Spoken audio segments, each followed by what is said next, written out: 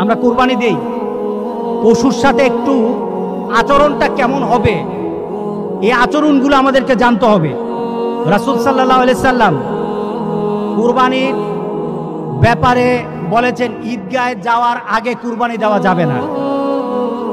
দ্বিতীয়ত, রাসূল সাল্লাল্লাহু আলাইহি সাল্লাম কুরবানি নিজ হাতে দিতেন।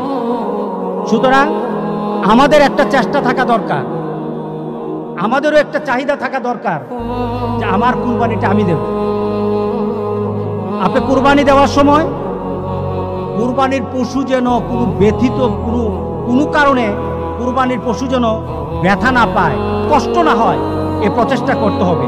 যখন পশু জবাই করো তার সাথে তুমি ভালো ব্যবহার করো, ব্যথা দিও না, বেশি কষ্ট দিও না। তাকে ফেলেও ক্যাবলামুখী করে, তুমি ক্যাবলামুখী হয়ে তুমি হাতে ছুরি নিবা, জবাই করবা। জবাইয়ের ক্ষেত্রে তোমরা কিছু নিয়ম নীতি মেনে সেটাকে অগ্রসর হবা, নিয়ম নীতি মেনে অগ্রসর হবা।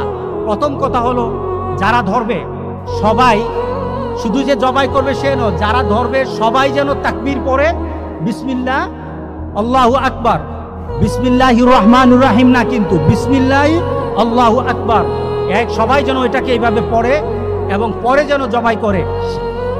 সবাইকে পড়তে হবে, যারা ধরা থাকে সবাইকে পড়তে হবে।